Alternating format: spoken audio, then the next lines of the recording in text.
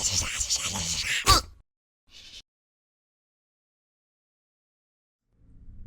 everybody, welcome back to this week's Countdown to Whirl. A lot of good stuff was done recently. Had to do some animations for a flashback scene.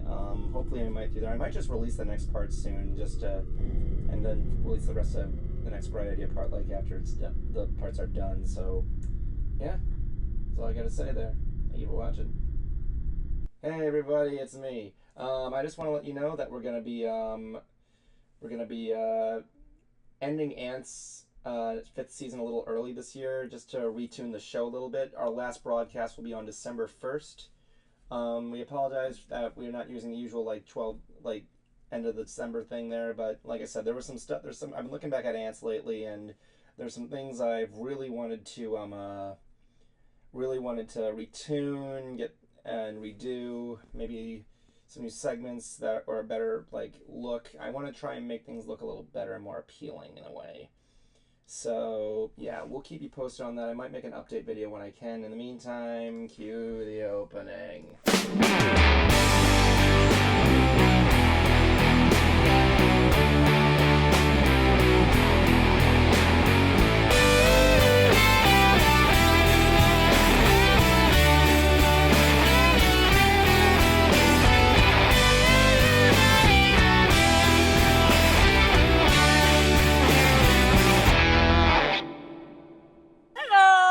Good evening, everyone, and welcome to another nerdy episode of Another Nerdy Talk Show, where we talk nerd.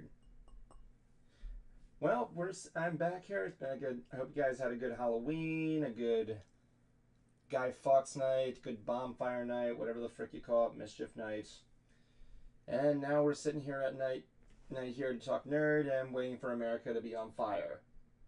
Jablonski is Hey Jablonski, is America on fire yet?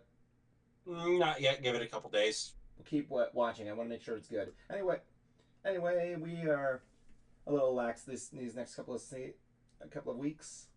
Got a lot to talk about, such as the stuff for the upcoming Macy's parade. Cruiser saw an Ed McMahon documentary or something like that. I don't know. You may be wondering, why is Jablonski wearing a Santa hat? Everyone knows the tradition. Well, here's the thing. Well, the tradition is that you usually wear it in October, but whatever. Yeah, between the 2 weeks off and this thing being in storage. True, but here's the other thing. Someone brought up an interesting point in the Tron break room. America only celebrates Thanksgiving. Everybody else in the world can start celebrating Christmas now.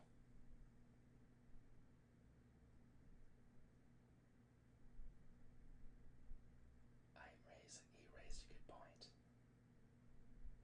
Mm-hmm. And nothing says waiting for America to be on fire than a nice glass of sweet red. Alcoholic. Hey, that's what it says in the intro. Fair. So how have you been? I've been doing all right. Just been kind of getting by for the most part. Getting stuff done for the wedding, getting this stuff done for Christmas, schoolwork, all that fun shit. Oh yeah, that's right. Jablonski's getting married. Yep, next year. Can't wait for that exclusive episode of Ants. Yep. Yeah, I'm thinking about getting an Airbnb in Texas. I can't wait to go to Copper's Cove, Texas. Or wherever you want to hold it. Was it Austin? I think it was Austin, yeah. Never mind, it was in Austin, Texas. Yeah. I don't know. We'll have a website out so you guys can take a look later. I'm looking at this poster that was posted on Facebook, right? This picture. Yeah. It shows an inflatable turkey sitting on a giant inflatable Santa. In front of him is a giant sign that says, "Wait your turn, fat boy."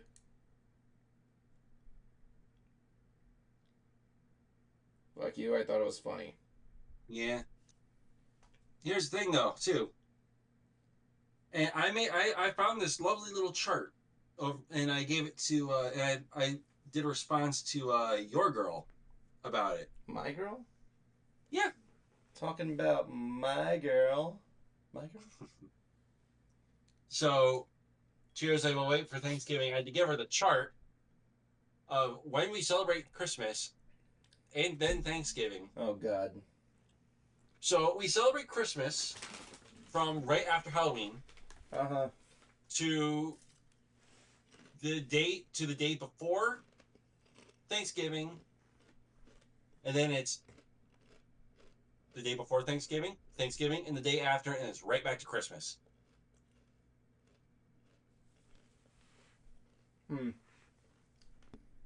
Stop trying to initiate my girlfriend into your cult. One of us, one of us, No. one of us. No. As you can see, also too, I got the stuff ready. So, Yep. probably by next week, maybe I will have the tree up, not decorated, but up. Yep. You're gonna have the tree up, and you're gonna do all kinds of stuff, like decorate it. Yeah, we do that. We save that until after Thanksgiving. Bro, you really Or at should have least after started dinner. doing. What you should have done was just start doing this in the middle of like, fucking October. This would have been interesting. I tried, but things just didn't pan No, out, you didn't. especially No, with you everything did not. going on. What day is it? How many shows do I gotta do? We need to try and repeat shows. So you know any good haikus? No. Okay, Jablonski's officially become the most boring guy on the show. So let's talk about stuff. So Wait, you said I'm trying to haiku? lick the excess wine off the leg. Evan, you said haiku? Uh-huh. Bless you. It's not a haiku, that's a preach. Anyway, Well, funny thing is that, it like, sounded like you were sneezing. nope.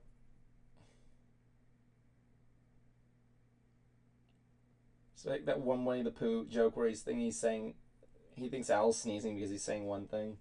Oh, yeah. I forgot what the word was, but like, I gotta see that movie or it's really good. One thing that's interesting is that like do you know why we say God bless you when you sneeze? Actually, I don't. Huh? Actually, I don't. Well, apparently religious fanatics thought when you sneezed, I don't know if this is what there's probably more context to this, but apparently they thought when you sneezed, you were dying. And well, when you sneeze, your heart stops, right? Doesn't it? Yeah.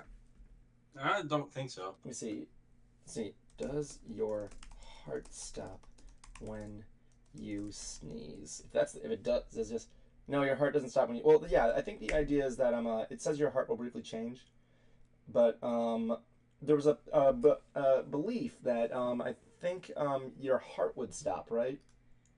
And when it did, if you say God bless you, you'll live.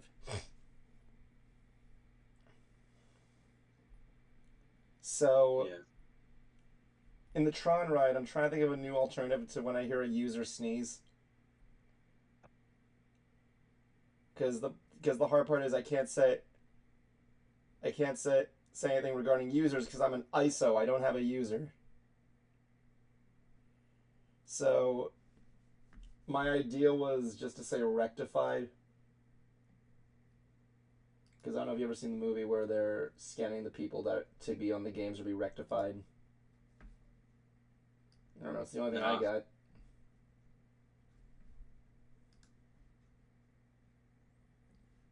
At this point, I'm trying to scrape the bottom of the barrel. I've been going for 2 weeks, and this is what I've been doing, people. Yeah, you were up in Delaware. Delaware, indeed. My girlfriend's first time. Went to the Philadelphia Zoo, went to Linville Orchards, went to Rehoboth Beach's fucking Sea Witch Festival, and it was crazy. So we got there early at Sea Witch, right? So if you don't know what Sea Witch is in Rehoboth Beach, it's a big Halloween party where it's like a 3-day party. It's like a con. It stretches from Rehoboth Beach to Dewey Beach, like right next door, like down these things. It's like a 3-day party weekend. So they like have a big costume parade, and you can go around the kids can trick or treat at night. You can go out and drink. They have like craft shows all over the place. So what happened was we went there, right? And I wanted to get there early because I wanted a good parking spot because of the parade taking up everything. Yeah. And here's the thing: Rehoboth has this main drag, right? Yeah. Like, here's the beach, right? And there's like this gazebo where people perform with all the shops and everything. And then there's this giant main drag that goes down for like I'm gonna say like 5 or 6 blocks. And the convention center is like on the 5th block down. So here's the convention center where the parade begins, right? The beach and the parade route ends here, like 5 blocks down. Me and my girlfriend are at the corner of this block. Like, we got a good view of the parade. The parade starts at 11. It doesn't reach us until 11:45. And when we came by, it was awesome. It was really cool. We left around 1 o'clock in the middle of the parade to go get food. And then when we were done eating for about 30 to 45 minutes, we came back. The parade was still fucking going. I'm like, this is the longest parade I've ever seen in my life. That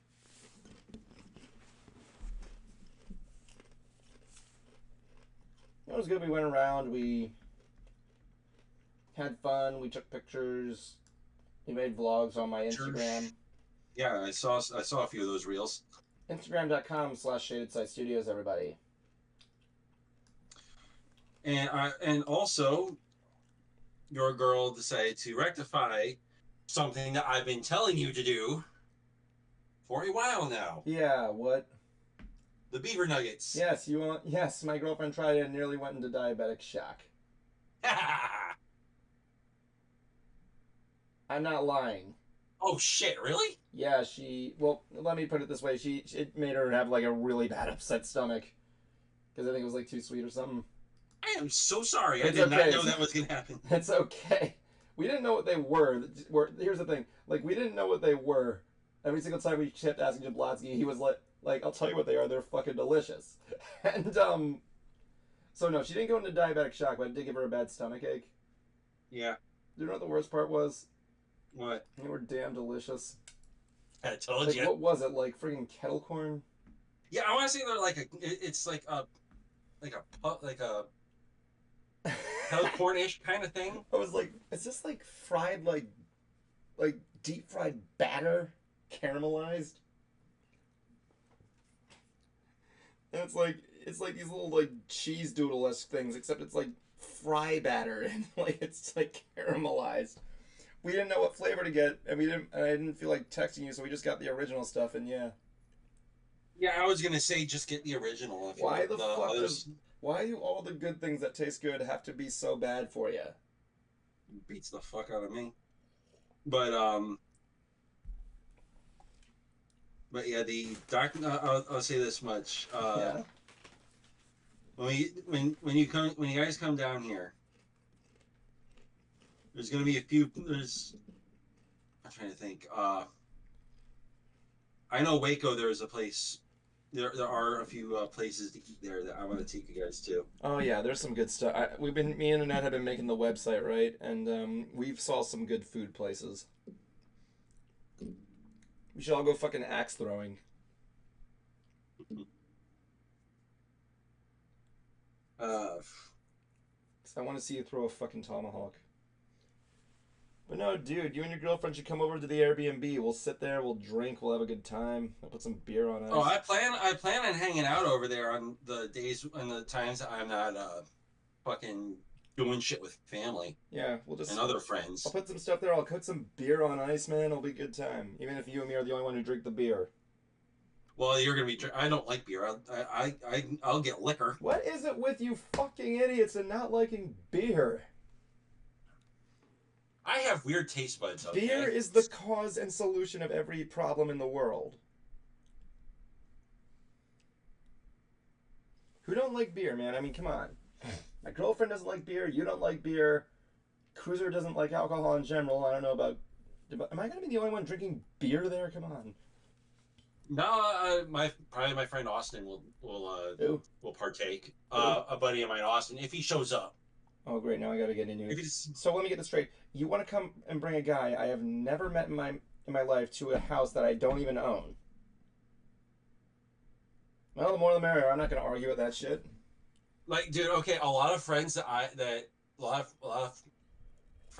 have coming, you do not know. Well, yeah, that's the object of a wedding. Some are from St. Pete, some are from Florida. Not Florida, New York. I know. I was about to say, Actually, what are one you is talking about? from New Summer York. from Florida. I'm from Florida. Yeah, I got one from New York that is going to try to come down. I got most of them are from Florida, Yeah. you included. Yeah, I mean, like, I have more friends than family coming, so. oh yeah, it's the thing. Yeah. I've always wanted to have on my wedding one day, right, and bring it. Imagine going to a wedding, you have like two celebrities there. Oh my god, it'd be hilarious if I can. If it'd be fucking hilarious if Post Malone showed up. Post Malone shows up, friggin' like I don't know, like Robert England shows up. It'd be like in The Big Bang Theory where Will Wheaton and Mark Hamill show up to Sheldon's wedding. Oh yeah. Where Will Wheaton's like, I was supposed to read the eulogy, and Mark Hamill, I have something printed out, and Mark Hamill's like, oh, thank you, I appreciate that. Because he was replacing Will Wheaton. Oh my god, there was a tweet that Will Wheaton posted one time. Hold on.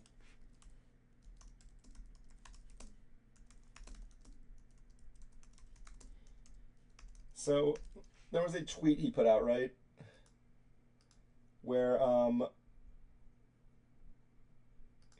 this is great. Will Wheaton put out, I'm officially over people saying shut up Wesley to me, even in jest. From now on, I'm insta-blocking anyone who does that. The first one to reply is Patrick Stewart saying, shut up, Will. Oh yeah, shot Wesley. No, it's shut up, Will.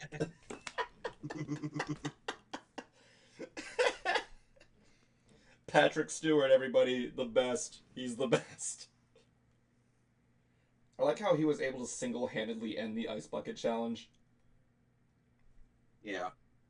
If you don't know, for you kids who don't know, in 2000, I'm gonna say 14, I want to say. 14, yeah, there was this thing we did called the ALS Ice Bucket Challenge, where we decided to bring awareness to ALS by dumping giant buckets of ice on us, and the object was either you had to pay $100 to the ALS Foundation or drop a bucket of ice to bring more awareness, and then tag 3 people. I didn't know that rule, so I tagged 5.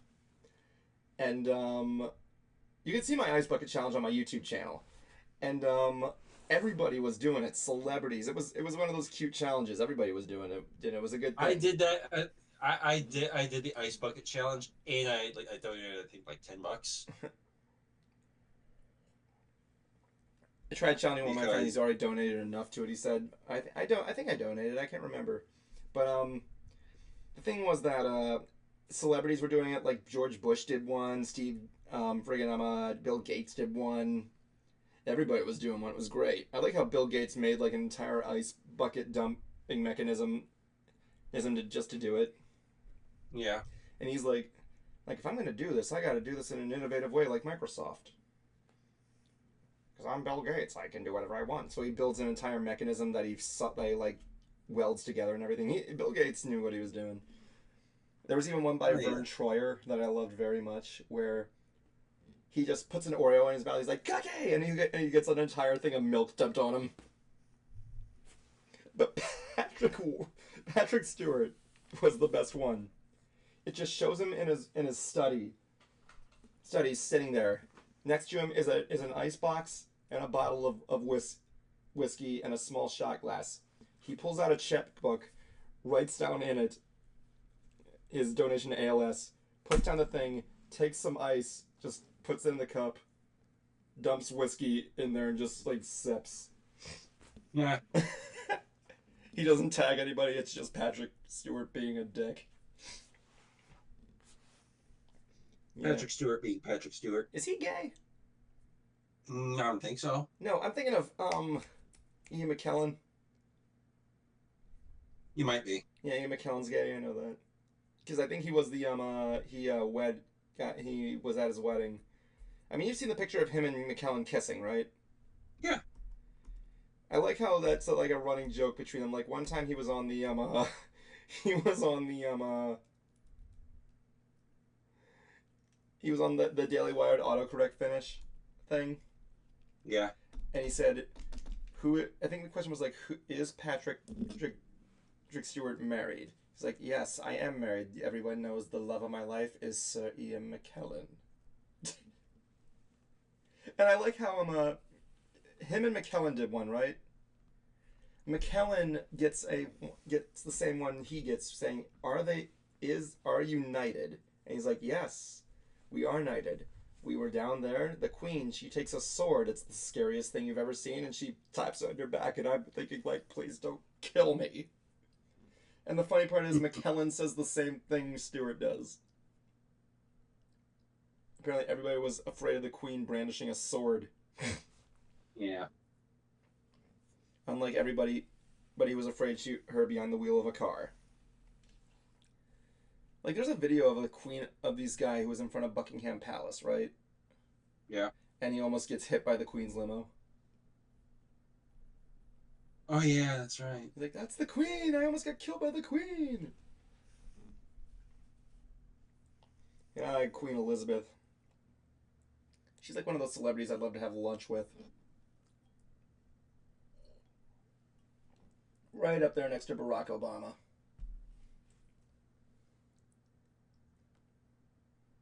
Honestly, there would be a couple celebrities I'd actually like to hang out with, probably just get high with too. Are all of them musicians? Not all of them. I mean, like, you look at, like, different celebrities that are out there, and, like, there's that, there, like I said, the ones that you want to have lunch with, I like the people who have, like, celebrities that they like, that they'd have, like, that they'd say, like, "Oh, I'd have a beer with that guy. I'd go for a walk. I'd take him to get high. We go fly kites together. We'd bomb a city. I don't know."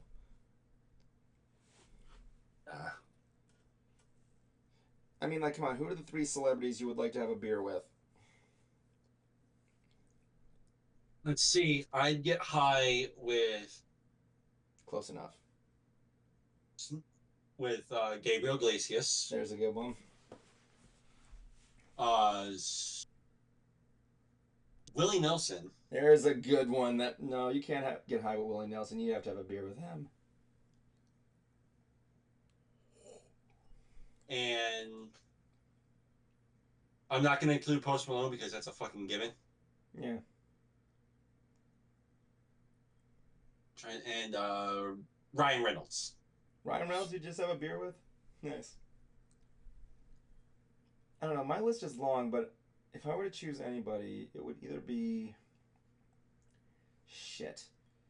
It'd be shit. Well, one of them will be Barack Obama. I know he's not a celebrity, but he's a former president. That's not a celebrity. I don't know what is. I don't know. He looks like a guy you could crack a good joke with. Because I like his sense of humor. He's like a good guy. He seems like a nice man. I mean, anybody who is at a press conference and this guy's like, I don't know if you ever saw this, right? Barack Obama's at a press conference, right? Yeah. And this guy won't shut up. He's like throwing shit at him. And he's like, "No, you're getting out of here. You're in my house, baby," or whatever. Oh god. There's only one politician that I would ever fucking wouldn't mind just having a drink with. Yeah. On the condition. What? That no politics are to be talked about. Oh yeah. I'm getting a lot of bullshit for this. Oh, this ought to be good. Honestly, I would not mind having Trump for a beer or a drink. I mean, I could see it. I mean, like, I don't like the guy. I don't. Politically, I am not a fan of. Knowing you would only do it just to get him to say certain shit. Not really. You would love to hear him just say your friend. It's because Stalin. For those who I would actually pick his brain. There's a brain you can granted you can pick it. I'm trying to think of who's another one I would have a beer with. Is it a tie between Dane Cook or Larry the Cable Guy? Larry the Cable Guy would probably be funner. More fun. I mean, like, I'm not a big fan of either of them. I mean, I can't say I hate Dane Cook, but I don't like him.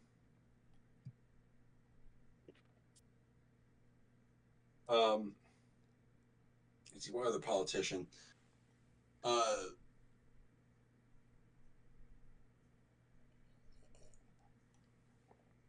The other one, I'd say maybe Steven Spielberg or Kevin Smith. Would love to just sit down and talk like old school TV with them.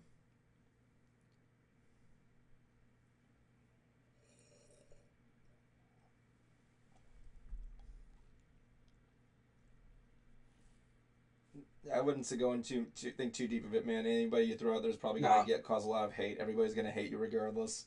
Oh yeah, for sure. They can fucking... I mean, the only reason you're only recommending politicians is because you want to piss people off. I know that because I know you. To an extent, there's some people I actually would want to pick their brain at and see where the fuck they get some of these ideas from. If you guys want to see something funny, watch Jablonski's the episode of Ants called Jablonald, where Jablonski just talks like Trump the entire time. Fucking Frank as fucking Trump one year. You just did a Trump impression the entire time, and I'm like, I'm gonna throw up at the end of the stream. It's fucking hilarious too. That was funny because I found out that Donald Trump had a video game. Yeah, and we were just I was just ripping on it, but I'm just gonna clear the air on this right now. Am I a fan of his? No. Did I vote for him? No. I don't tell anybody who I vote for. No, it's because I know I'm gonna get shit for it. I'm just making it perfectly clear. Jablonski. Yeah. Is America on fire yet? No, it's not. Like I said, give it till Tuesday. You didn't even look out the window. My window's blacked out.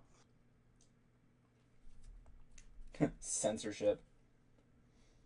God, there's always something I've wanted to do. Like, I've always wanted to do a stream called Drunk Editing, where I get fucking piss-ass drunk, right? And just to see what you come up with? Yeah, just to see what I could edit.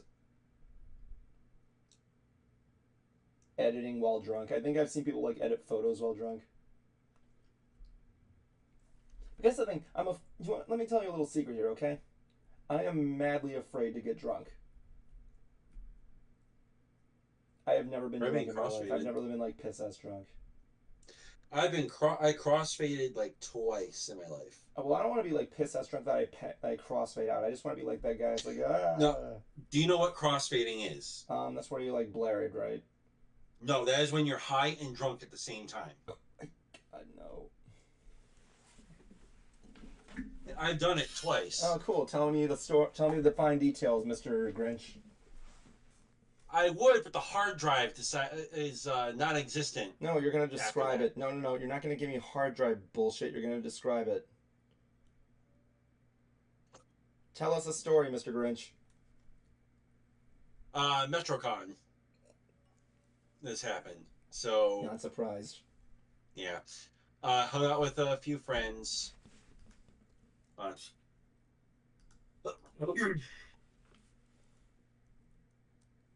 So, hung out with a few friends.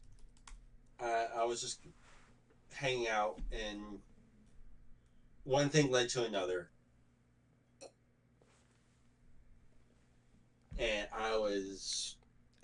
I just kind of woke up. Were you naked? No. Oh.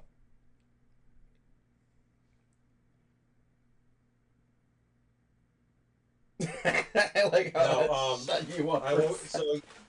So yeah, next thing I knew, I just woke up and I was just like, I was kind of laying between the couch and the end table.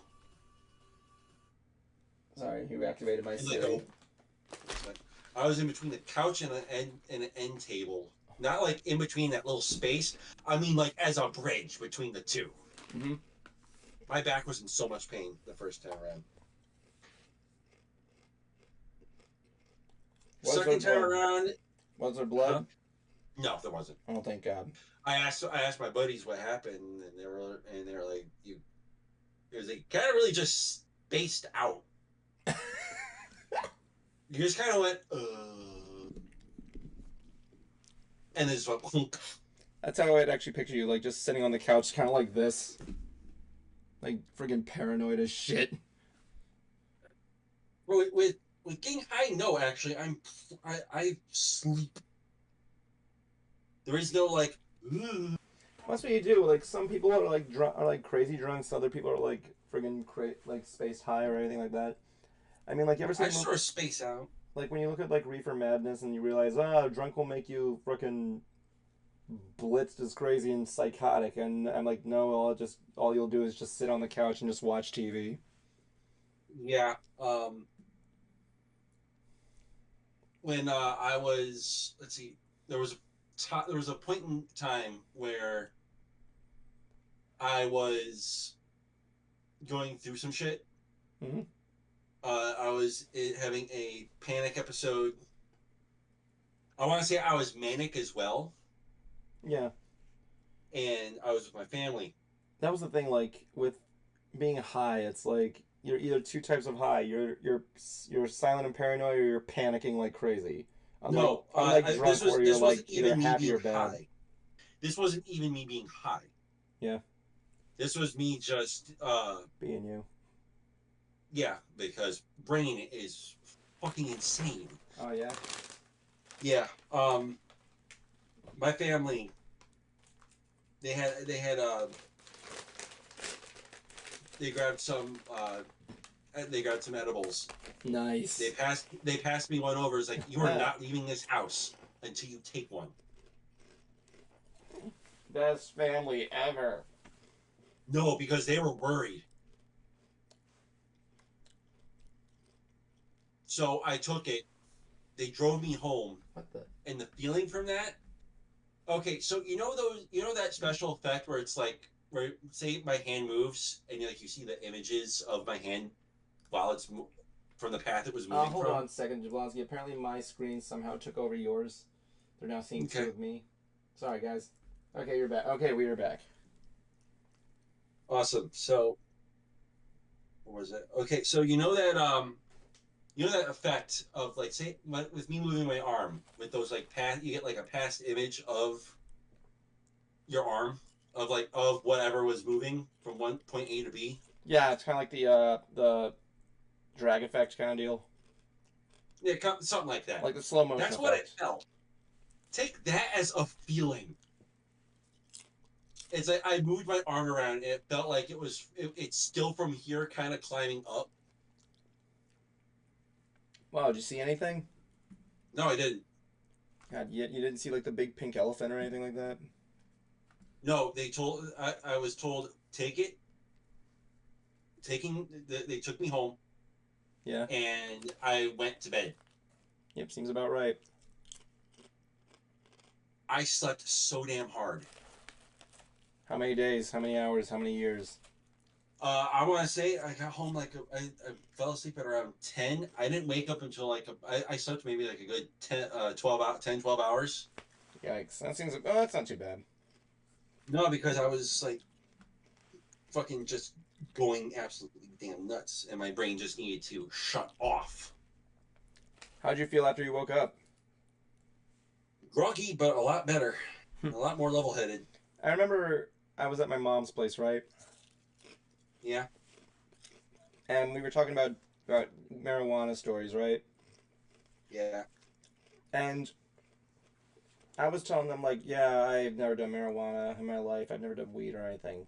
My mom looks at me dead in the eye and says, "Sweetie, I'm gonna be completely on there. Of everybody in this room that needs marijuana, it's you." Yeah. See, even he agrees. I don't know. I'd like to. I remember one time me and my mom, we were spending time in her condo, right? Yeah. All we did was just drink Baileys and get friggin' drunk and watch Davy and Goliath. It was the best. I showed her the blog, and then we just watched Davy and Goliath the rest of the night. It was great. She made some crabs. Ah man, it was a nice night. It was a mother and son night. Like my grandfather showed me I should see if I can dig that up.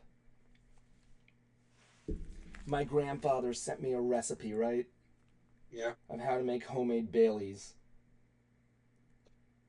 Is it in a shoe? Huh? Have you ever drank Baileys from a shoe? No, why? Is this a reference I'm not getting? Make an assessment. course. What you think of me? I don't know what you're referencing or talking about.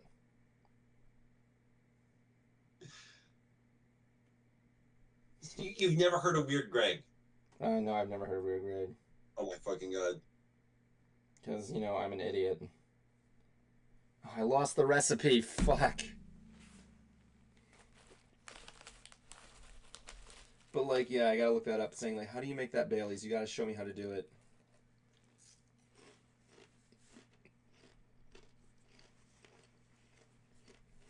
That was one of the best things ever. I could have a beer with my grandfather. Oh, it's Old Greg, my bad.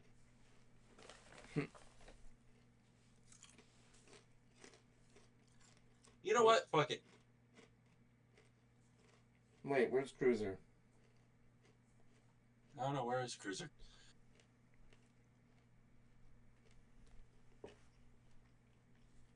Hey, Evan. What? Want to show a video? No. Okay, so this one. Send it to me on Messenger and I'll look at it later, but, like, I can't really do video hosting right now because I don't have the right setup. Anyway, I guess, let me see where the friggin'... I'll share it to the group because I fucking can. Yeah.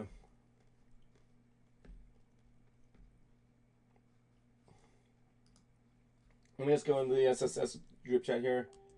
Hey, at Sprar, how far are you from home? Jablonski's boring the shit out of me. You're not really boring the shit out of me. I mean, you know you can't bore the shit out of me, my little muffin. Mm. Anyway, so, like, I don't know. We were just sitting on the couch days. Like in the morning, it was coffee and Bailey's. I just brought Bailey's with us, like one of those giant like bottles of it, and we just sat in the condo and just drank all day. Beer, Bailey's, wine, everything. We got crab. We made some crabs and some mac and cheese. Just sat there, watched The Blob, and then some Davy and Goliath for some reason. I'm like, Mom, this looks like moral oral.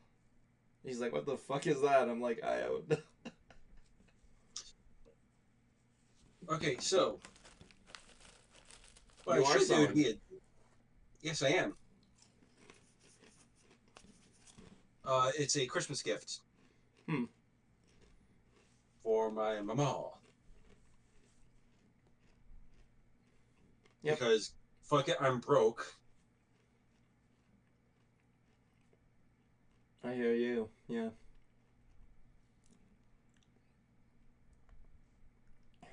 You know something really, really interesting? So you know how did you see you know the Terrifier series? Yes. So I don't know if you ever seen any of the movies. First of all, bits and pieces. Yes, because that's all you can see in the movie is bits and pieces. So I mean, my girlfriend loves it, and we were watching. I was trying to listen to War of the Worlds last night, and we found something on YouTube. Yeah. It was Art the Clown ASMR. Oh my god! I think I saw the video for that. And it's just Art the Clown with a microphone just doing shit. I'm like, Art the Clown with a microphone. I'm pretty sure this would be kind of interesting. Oh, look at this. Curly's grandson released a video today. They're trying to nominate Mo for president. If you guys don't know this, the grandson of one of the Three Stooges, Curly, he has a YouTube channel called Curly's Grandson, where him and two guys like continue the Stooge legacy and just do little bits. I'll put that on my later things. So yeah, and let's just face it, Mo would make a better president than anybody. Yeah.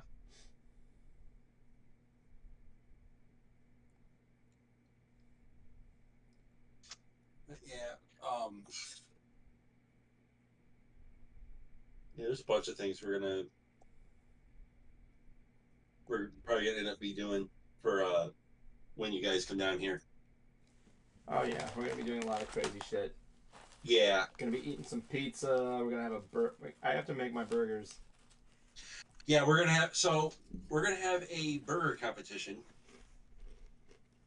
between Evan and I. I mean, I wouldn't call it a And competition. I'd call it like. I recall at one point in one episode we were talking about burgers, and I think you said something about saying that your burgers are better than mine, would be better than mine. Yeah, because you use a fucking charcoal grill. So yeah, it's gonna be a cook-off. I mean, friendly fire, but like, yeah, I have to get the right burgers Yeah, to do friendly it. fire for sure, but we're gonna. It's gonna be hard because I'm not gonna have access to a Publix. No, but we got an HEB I don't know what that is. Is it like a? grocery store. I guess that's the grocery store. Hey, it's better to a name than a go. What's it called? HEB. Yep, Why just call it Heb? that's what a lot of people call it. I don't know. It's a better grocery store name than Piggly Wiggly. I'm like, who the fuck comes up with the name Piggly Wiggly as a grocery store? But I mean, like, it's not like Philadelphia where we have like 4 grocery trains.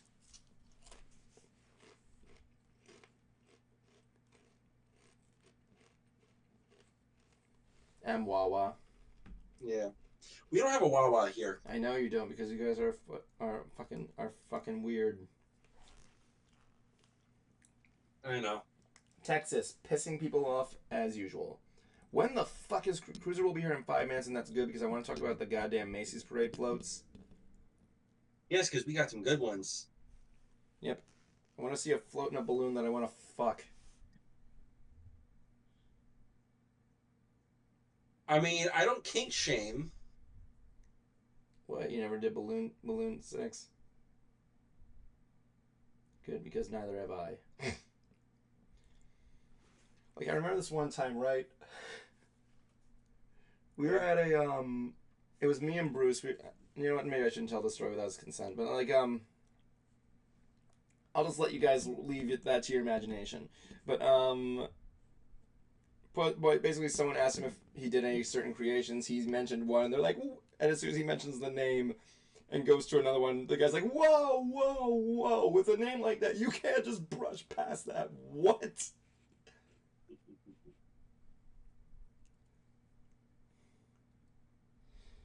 Oh my gosh. But like, I don't know, Macy's, I haven't seen the Macy's parade in God knows how long. Depending on if I'm working on Thanksgiving this year. I work on Thanksgiving this year, as usual. I don't know if I do because I'm a specialist, so they usually tend to give us off. But at the same time, though, too. No, actually, no, we're at full staff, so I should be able to have it off.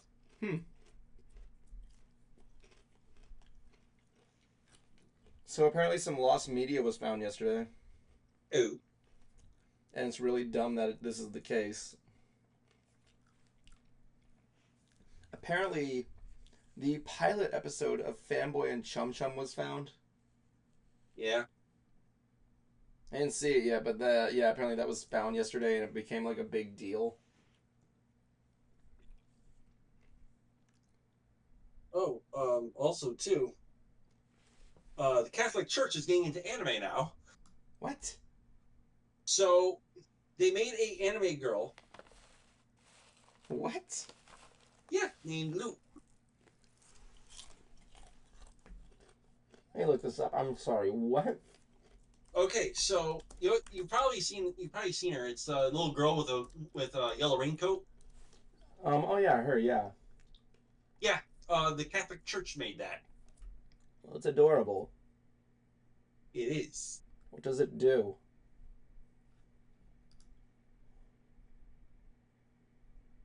It's supposed to be their attempt to get younger people into the Catholic Church, I'm guessing. What, Manga Messiah didn't do enough?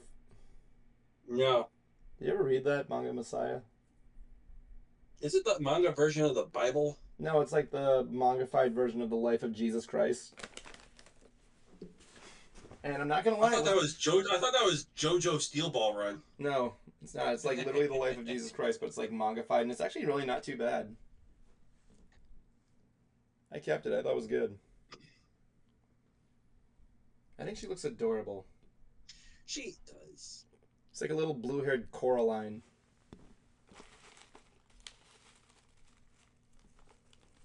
Hey, Cruiser. Hey. Hello. We were just talking about the Catholic Church's attempt at Anime Girl. Oh, yeah. I think she looks It's adorable. Let's see. Hold on, I gotta fix the screen. Hold on, everybody. I'll be right back. We're back, by the way.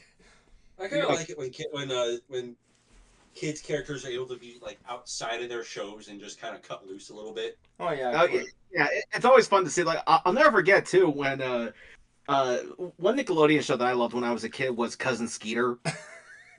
Yeah. And they actually had Skeeter, the puppet, as a panelist on Figure It Out. I'm like, so you know that there was a puppeteer behind the chair controlling this thing, and it got slimed. So, and now they have to wash all that out. Do you at least say I'm okay? Yes. I'm okay. No, but seeing how Jablonski, though, is dressed for the season, I might as well reveal what I have for the season. Oh dear, hold on. Let me put you on full screen, Mr. Friggin' Cutthroat Island. Hold on a second. I'll let you know when you're on full screen. Where the fuck did you get Cutthroat Island from? I don't know. I get things from a lot of places. What, you didn't like Cutthroat Island? Nobody did. Nobody did indeed. I haven't seen Cutthroat Island. Thank God I haven't, because I've heard nothing good about it.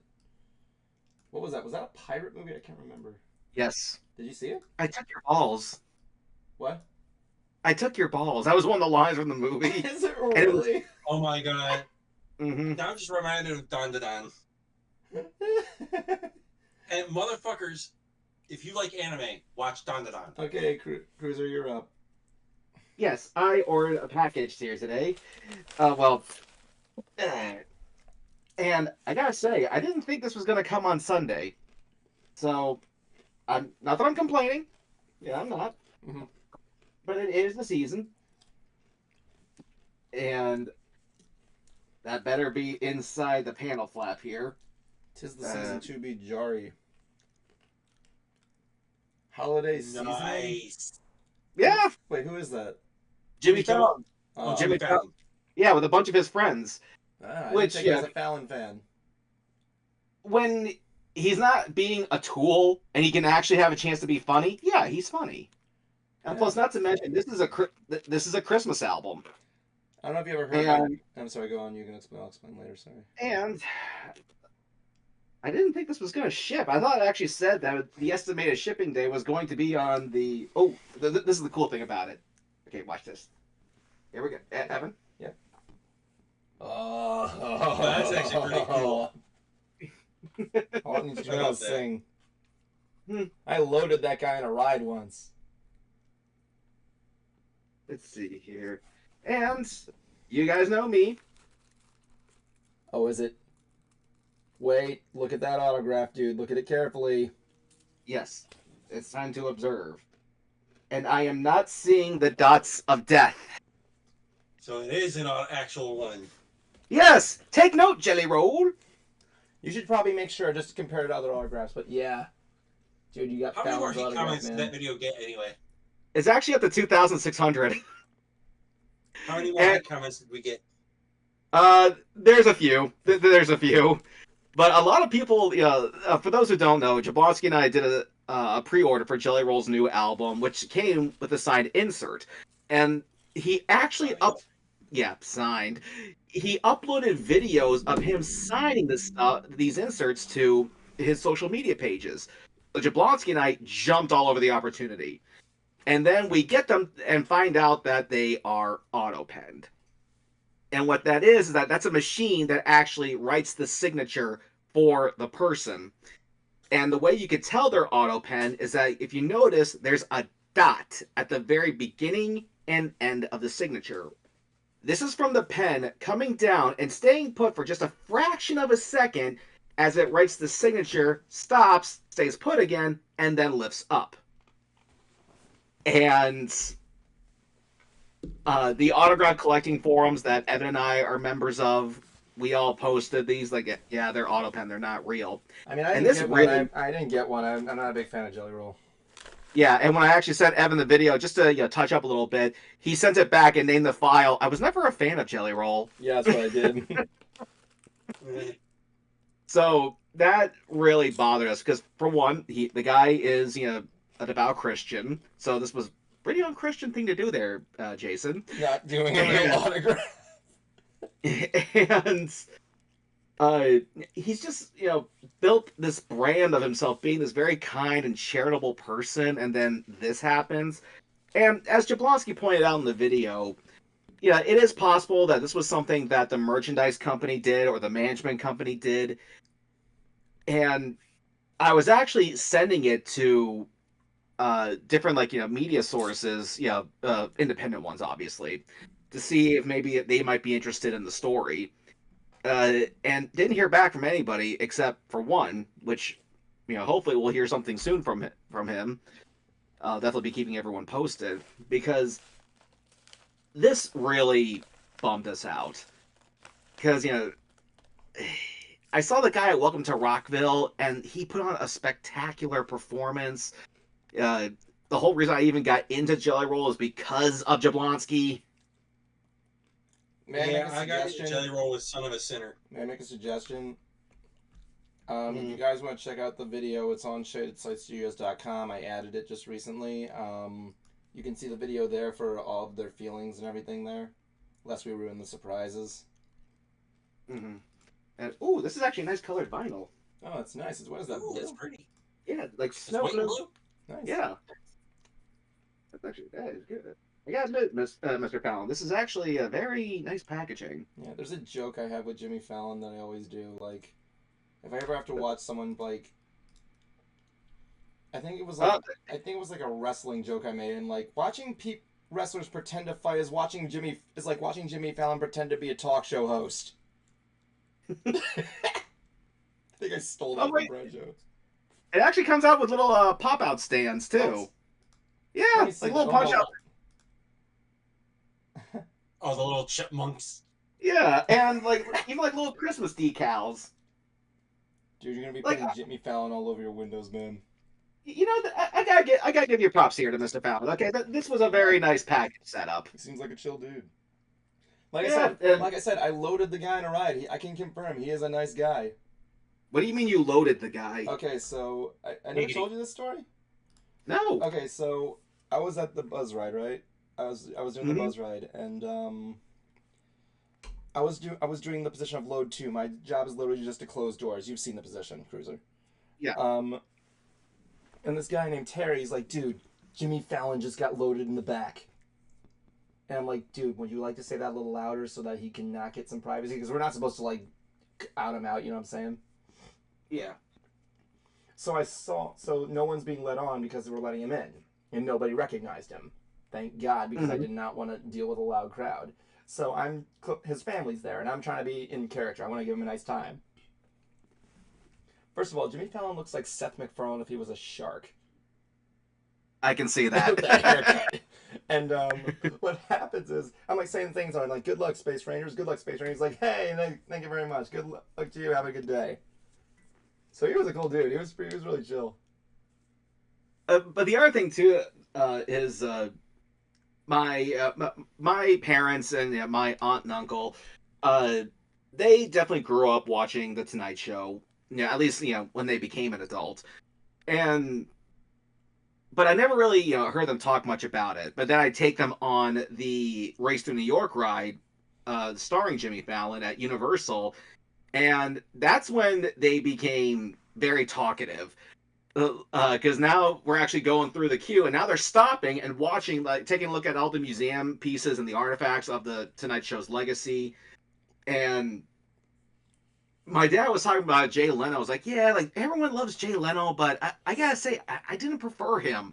Because he said, the reason why I like Fallon is because he gets out from behind the desk. I'm sorry, Okay, Alec Fallon? I said Jimmy Fallon. You dude. said Alec Fallon. No, I said the reason why he likes Fallon. Really? I heard Alex Yeah. Fallon.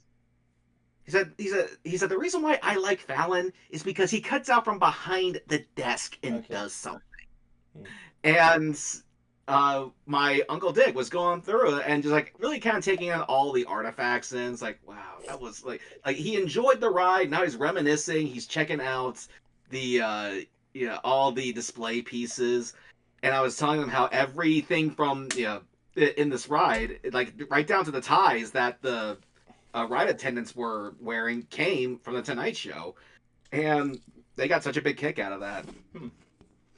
Yeah, so part of me actually does hold a bit of a flame for Jimmy Fallon, hoping that because he can be funny, and when he's not forced to be a tool is when he's at his best. True. I mean, I didn't like the Jimmy Fallon ride at Universal. I thought it was really I didn't hate it.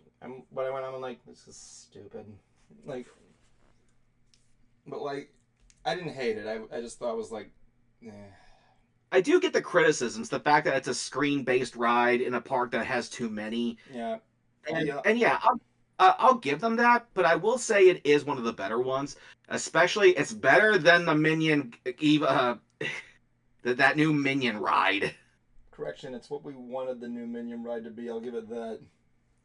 Instead of just Diet Jimmy Neutron. God, I missed that. No, he's talking about Villain Con. Well, here's the thing with as soon as he said the Minion, right? I knew exactly the what Villain Con. About. The Villain Con is I'd say like the conveyor belt ride is a bad idea, but if I did, I'd be a hypocrite because look, you can say whatever you want. I'm just gonna say this up front, right here and now. When I was working on the Buzz ride doing the unload section, everybody would stop just to ride the belt. So I'm sorry, you can give me any arguments there. If you think the concept of a conveyor belt ride is stupid, I'm like, I'm sorry. No, it was an ingenious idea. The problem is I just don't like it. I don't know what's going on. For me, the biggest problem with VillainCon is, number one, you're standing. Okay, when you're at a theme park, you actually kind of want to sit down and enjoy the attraction. That's number one. Number two, when you actually come to a screen and start shooting at things, there's so many cursors on the screen. Now, granted, they are colored, but you don't know which one is yours. So that's number two. It takes you a while to figure it out. And number three, shooting the minions does nothing, but they're all over the place. So you're not sure what to shoot at. I mean, you try shooting at the minion, nothing happens. You shoot at the villain, but you don't know who gets the killing shot. If you're lucky, your gun will make an effect, will make some sort of a sound effect, but it's just... Like when I went on, I was messaging you guys, I'm like, oh, we go to the queue and we don't know what's going on. They just hand me something. I'm like, okay, Universal just handed me a weapon. What do I do? But second of all, when Bruce, I was there with Bruce and William, right? And I'm looking at the VillainCon logo. I'm like, okay, I'm sorry. No, you can give me any convention you want. The VillainCon logo looks like Brack. Those eyeballs are Brack. You will never convince me. I don't care what reason or comparison you get. I am going. Those are Brack's eyes, Bruce looks at. He's like, "Well, I cannot unsee it now." Oh, if you thought the Jimmy Fallon pop-up thing was cool, check this out. Evan, all right, we put you back in full screen again because Cruiser's got to be that thing with the screen whoring. All right, go on. Yeah. Okay, now you saw the Fallon. This is Trans-Siberian Orchestra. That's pretty good. I think that's pretty cool. Yeah, it's one of the reasons why I got the Fallon ones. So that come Christmas time, I can put them next to each other. And just have them popped open. Oh yeah, I do that with like this one thing. My parents got me like a yellow submarine one that I usually open every year. It's really cool. So here's the thing with the Jimmy Fallon ride. While I can't say anything about the ride itself, I will say that the queue is probably one of the best damn queues I have ever seen. Mm-hmm. Yeah, it's nice the fact that there's really no line. You're free to browse, both the downstairs and the upstairs, which has, touch table games and live entertainment. It's one of the reasons why, whenever I go to the parks and I see like a family who wants to get on a ride, but everything's so full, I always point them to Fallon. Oh yeah. Yeah, so I think it gets too much hate. And the other cool thing too that they started doing was, throughout the queue, uh, they would play clips from the Tonight Show. Well, for a while, it was the same clips over and over and over and over again. However, they just put in new clips. Great. I find it really ironic because, like, I find it funny that they made it a car ride, right? Mm-hmm. I'm like, it's funny because the one talk show host you would usually associate with cars would be like Jay Leno. Jalen. Yeah. Yeah. But let's just face it, I'm just gonna say it up here. I was a fan of friggin' not Leno, the other guy. Letterman. David Letterman. David Letterman. Honestly, David never Letterman really was get always the into funny one. nighttime talk shows. Yeah, I mean, Tell me who your tell me who your second favorite talk show host is, and you don't even tell me what number one is. We all know it's Conan O'Brien. Everybody I say that to usually gives me a thing of, yeah, you're pretty much right too. Yeah, that's not. No, fair. actually. So Cruiser might know who I'm talking about. While I don't like late night talk show hosts, there were two that I listened to, one in the morning, one in the afternoon, on the radio. One of them was Rover's Morning Glory. Yeah.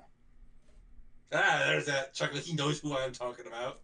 And the other one that kind of got me more into shock your face humor, is turning red, dude. What the the other one that got me more into the other ones that got me more into shock humor and the like that, Opie and Anthony. Mm-hmm. And I remember, speaking of Opie and Anthony, there's a singing comedian I used to listen to called Stephen Lynch, and Oh yeah, yeah, very funny guy. Oh yeah, I love Special Fred. Yeah, he his sophomore album was an album called Superhero, and it was recorded live, and someone heckles him on stage and goes, "Bowling song!" And he's like, that fucking song is going to be the death of me. How you don't even know? And he was talking about how one day he went on Opie and Anthony, and he had to plug a show, but he didn't have any new material. So he went back into the vault and pulled out a bowling song he wrote called Almighty Malachi, Professional Bowling God, and went on the show to play it. And not only did they not laugh, they made so much fucking fun of this song that they actually recorded it and played it again just to humiliate him. Sounds like something they do on like friggin' what's the right thing I'm looking for, like Howard Stern. But it was kind of like Howard Stern light, in a way. And here's the thing: I actually did see Stephen Lynch live when I was living. Yeah, when I was living in Buffalo, I was like maybe 3 rows back from the stage, and I was off to the left-hand side. And during his song "Superhero," one of the things that he does is that he will let the audience shout out a fictional superhero, and he'll basically just try to improv off it. And I actually hollered out twice, and the first thing I said was "bowling song." And he goes, "That fucking song," and then he goes, "Here you go, bowl my nuts into your mouth. There's your fucking bowling song." Okay, so we got a tag on our Discord for everyone by this person. I think that was for the convention that's going on this weekend. Yeah. Hey everyone, Bartender Doodle here. We've got some booze left over in our room party in 1610, and we absolutely would love still active members of the con. Sorry, I just ricked there for a second. Come up and visit us to deprive us of our alcohol, pickles, and candy. Evan, have you been drinking again? Riot Nexus says, oh dear. Look, just because I had an entire glass of wine and now I'm drinking a beer does not mean I've been drinking. I had birch beer. Does that count? Comes bottles are in cans. Beer! Beer, the cause and solution to everyone's problems. And another everybody. But going back to Stephen Lynch, the second thing I shout out was a superhero. I ca- I called her Anorexia Girl. He's like, Anorexia Girl, you are an asshole. I was like, Anorexia, are you gonna finish that chicken tender? And then she goes, horrible person.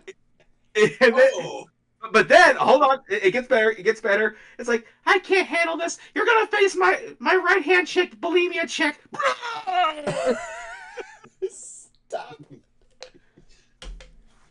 Everybody, Ants has officially been canceled thanks to the concert cruiser. It was bound to happen at one point. wouldn't be the first time. Basically. So that, yeah. So seeing Stephen Lynch, yeah, that was cool. And I did meet him after the show, and told him like I'm probably one of the few people that actually legitimately does like the bowling song because the better part of my youth was spent going to the bowling alley on Saturday mornings. I was part of a youth bowling league, and I knew so many people like the ones that you described in the song to the point where I thought it was funny. And he goes, "Well, at least one person laughed." I mean, like, the only song I know by him is Special Fred, and I think it's still the funniest thing I've ever heard. That was some old YouTube animation shit. Who did you say it was? Special Fred. No, the artist. Stephen Lynch. Stephen Lynch. Special Fred, Mama dropped him on his head. Now he thinks he can. Oh, I know. Now I know who he is. It took me a little bit. Now she keeps him in D&D. the shed. I know him from the D&D song. Yeah, it's D&D. Never kissed a lady before. Okay, before we begin everything here, we got Jablonski tonight talking about the Macy's parade. I said with Cruiser we would talk Horror Nights first to lead into Macy's. All right. Yeah. Horror Nights. Yeah, I did go to Halloween Horror Nights twice, and if I can sum it up with one phrase, I call it pleasant surprises.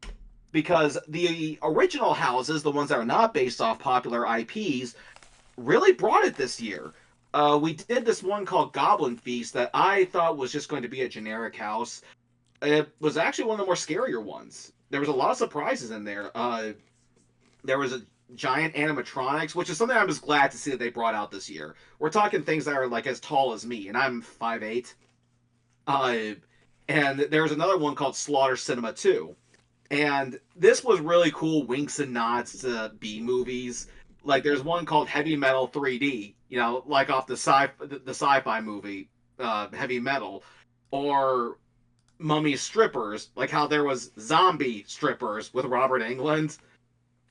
There was also Shark 3D, as in Jaws 3D, and that had a giant animatronic shark that would come out of a pipe and try to eat people. So that was really cool to see. They brought back Halloween Nightmare Fuel, and it's a completely different story. This is actually more of a circus-like thing, which I thought was a bit more fitting than just someone having a nightmare. But the two most disappointing houses, though, for me, the first one was this museum house, because it didn't feel like a museum at all. It just felt like another house. Like, I was expecting, like, haunted exhibits that would come to life and try to kill you. Like Night in the Museum. Yeah, I was about to say, like, Night in the Museum. I think you actually were talked about Halloween Horror Nights last stream, but I'll let you talk about it again. It's no problem. And that just disappointed me. Another one, and this was also a big disappointment, was the Universal Monsters house, Bloodlines. I didn't think that was good. There was too many blank spaces where you could have put a Scream. And supposedly, this actually might be the last year Halloween Horror Nights uses the monsters, because they got Epic Universe opening next year, and everyone's going to be focused on the Dark Universe that's going to be at that park. And they've done everything with those monsters that there's really not much left. So there's that one idea you and me came up with, but yeah, what do we know? And the other thing too is that because they had the Ghostbusters house, you could actually buy a Stay Puft S'mores snack. Oh, I heard those are delicious. They are, and I made a video of me eating this thing and apologizing to my doctor in the video because, as most of you might know, I am diabetic, and and marshmallows, chocolate, graham crackers, like that's pure sugar right there. Oh my So god. Yeah. yeah, so like I'm eating this thing. There's marshmallows smeared all over my face. I'm like, sorry, Doctor Munez. Can I get a picture of the marshmallows smeared all over your face so I can post it as an out of context photo? Yeah, Evan's gonna put down not milk. Oh, Not milk. but yeah. Not Question milk. though, did you take with the Goblin House? Did you take a look behind the sign, behind the tarp for the Goblin? No, because the front of the house was actually a facade. It wasn't a No, I banner. know. Okay, so there is actually, so you have the banner in front of of it, but right behind the banner is the name of the house, is the name of the building itself. Really, It's called Human Chop House. really, I didn't know. It's a clever detail.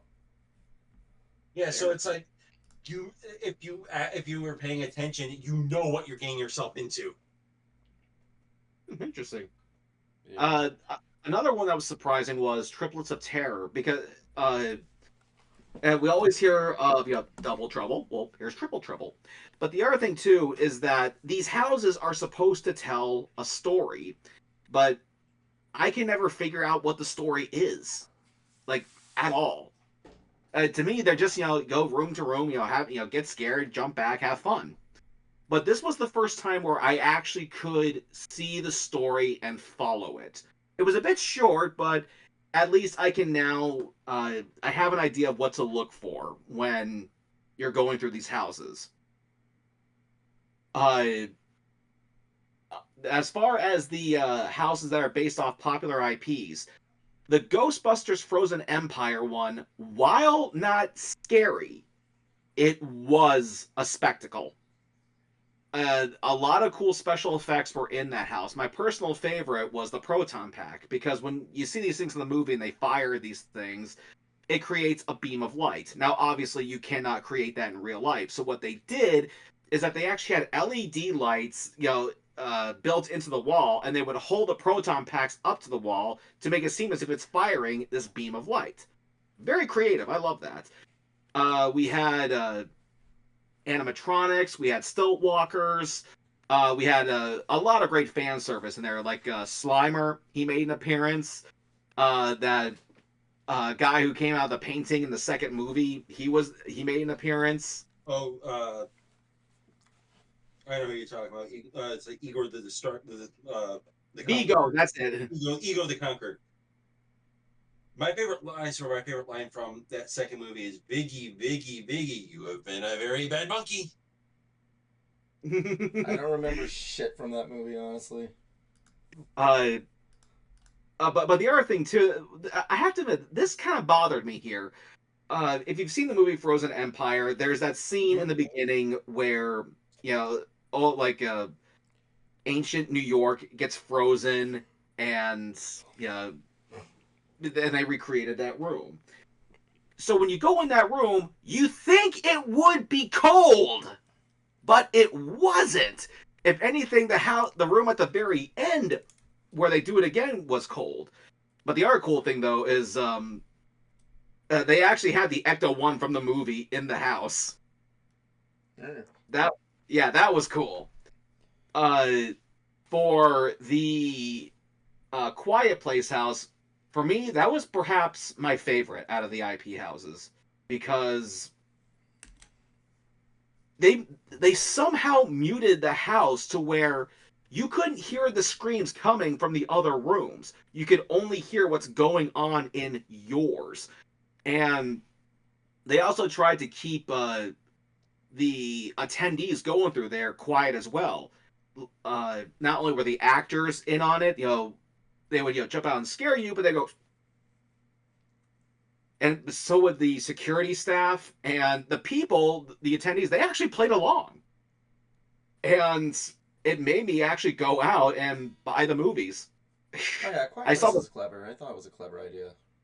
Yeah, And everyone says Insidious Into the Further was the scariest, but I'm not so sure if I agree. Maybe it's Right. because I haven't. I mean, the house is good. Don't get me wrong, but maybe just because I'm unfamiliar with the movies. I've only seen the first one. Oh my god. You want to know what's funny? I remember But hearing stories. I'm sorry, you go on. I'll tell my story afterwards. So, one of my exes, we tried watching the Insidious movie. Not even 5 minutes in, I figured out the whole movie. Like when I saw that And movie, she was like, she gave me that look of, fucking really? I remember when it came out when I was in high school. First of all, I'm sorry, dude. People say, "Oh, Tiptoe Through the Tulips is a scary song," and I'm like, "No, it's not. It's just all I'm gonna hear is Tiny Tim singing "Tiptoe Through the Tulips." I don't know what's scary about it. Second of all, I remember when it came out, right? Yeah. Um, Everybody was watching it, and then we get the reveal of the monster behind what's his face. And as soon as that happened, everybody stopped caring about the movie and they just started making Star Wars jokes the entire time. Like, dude, I don't care what you call that. The red lipstick monster, the red. No, I'm sorry. No, it's Darth Maul. It's fucking Darth Maul. I'm sorry. People are Yeah, I was wearing like, it's a Insidious shirts. I'm devil, like, ain't it?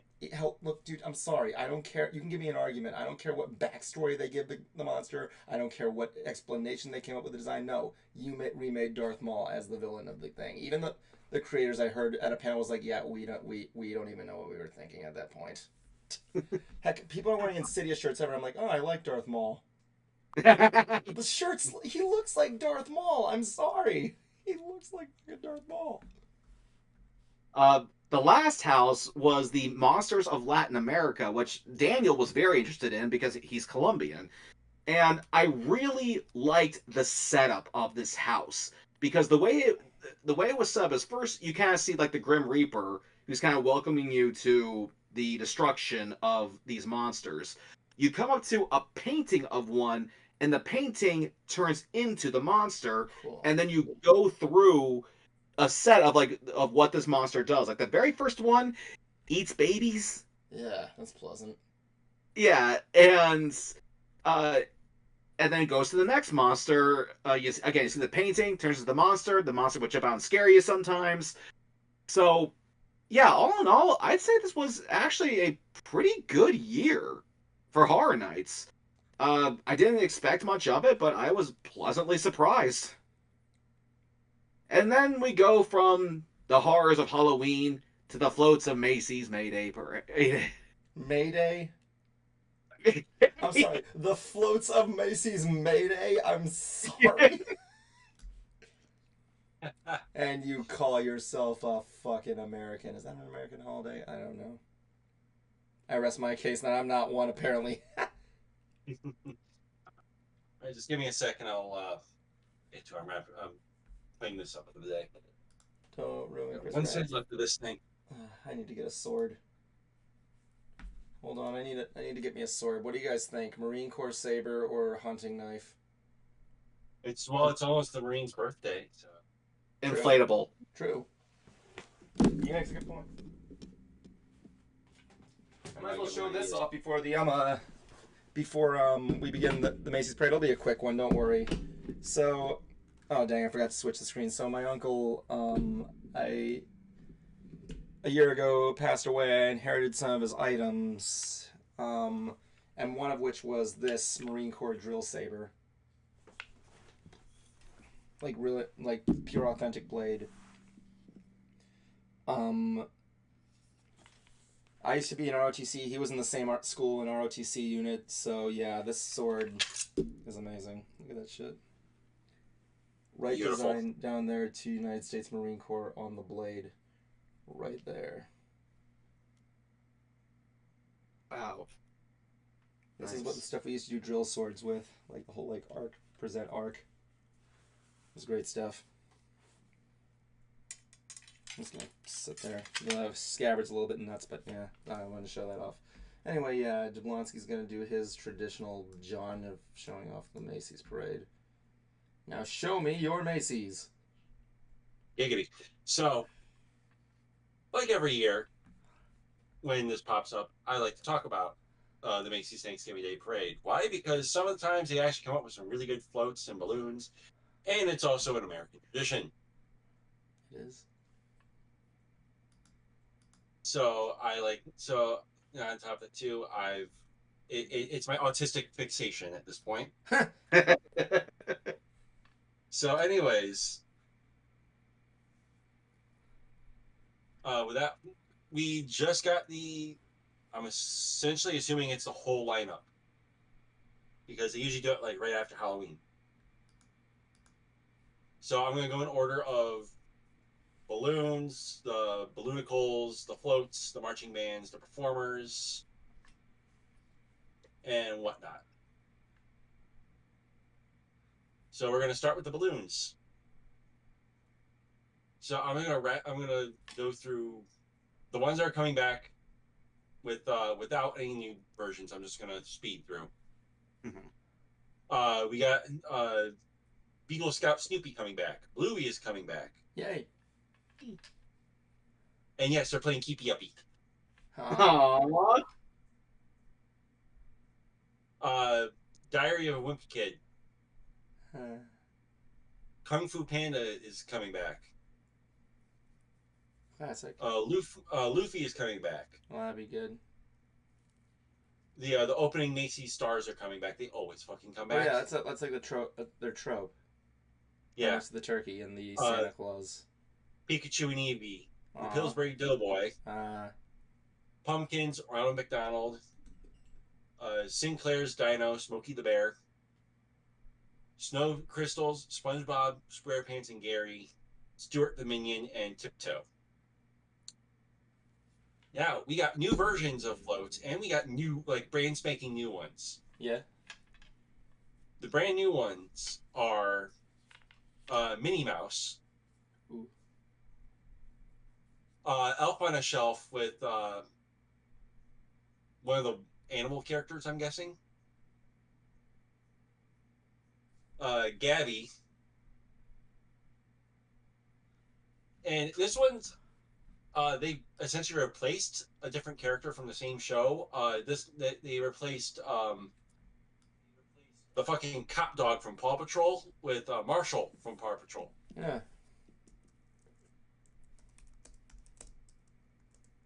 The one redesign that we are getting for the balloons, well, actually no, two, is we're getting a new Goku balloon. Cool. And for the first time in, I believe, 10 years, 10, 12 years, we are getting a new Spider-Man float. Balloon. Nice. It's not New Mason Brave without Spider-Man. Huh? It's not New York without Spider-Man. Yeah.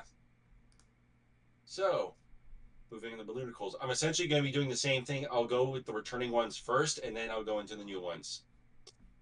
/ redesigns. The returning balloonicles, which are basically they're balloons, but they're ground based. They're usually ran on bicycles or some sort of something. They're in between a balloon and a float. The baby dinos are coming back. Cool. The Mouse King is coming back, and the Nutcracker is coming back. Nice. Now they redid this one because I remember them kind of doing this one for a few years now. Go Bowling has a new balloonicle.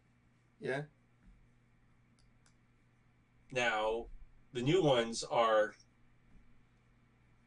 all the two of them are originals. One's an IP. Nice. So, two pigeons called Cookie and Crouton Okay. are making their debut this year. And this one is fucking hilarious, but I can't be mad at it. It's totally New York. Lox and Java Tricaloon.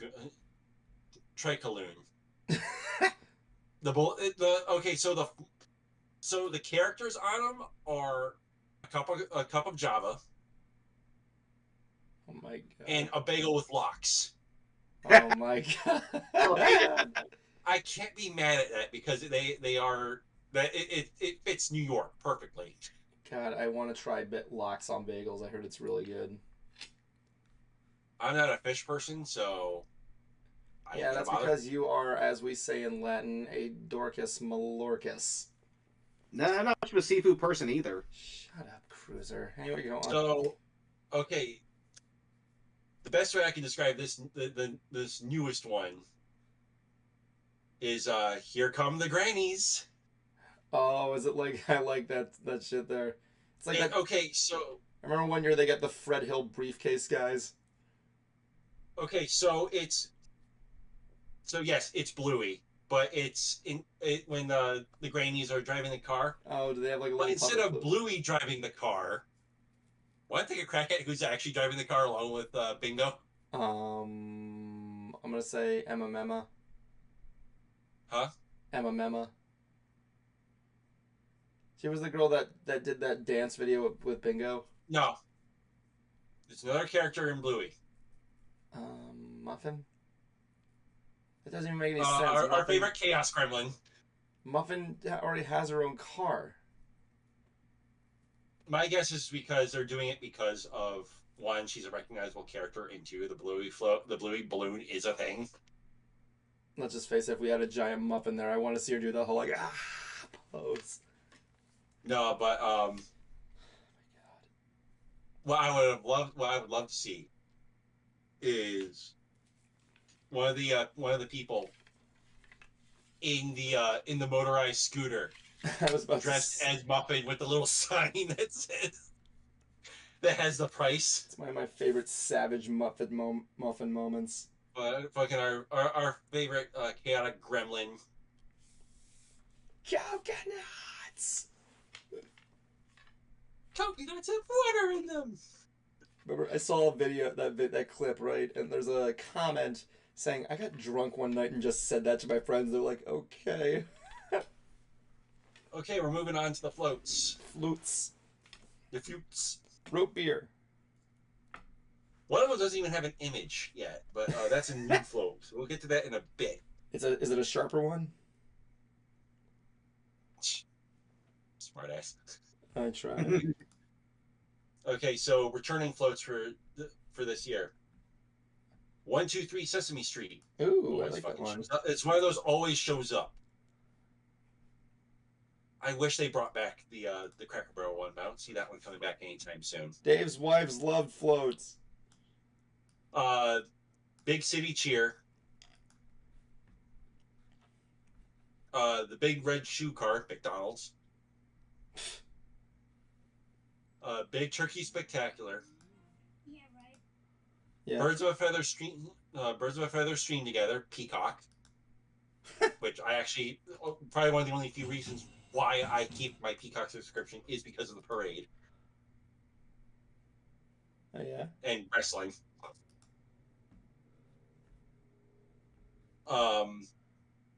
The Brick Changer float from Lego. Nice. Camp Snoopy. Colossal Wave of Wonder. Deck the Halls. Fantasy Chocolate Factory. I heard that was a good one. Yeah, that's Kinder. Huh. Jeffrey's Dazzling Dance Party. Want to take a guess on which company has that one? What was it? Jeffrey's Dazzling Dance Party.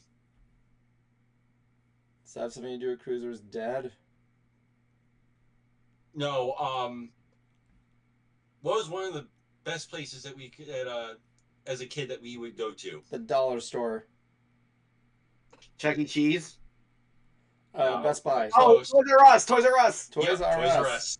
KB Toys. Yep. It's the Toys R Us float. I think probably the only reason why they're even in the parade to begin with is Macy's bankrolls them at this point.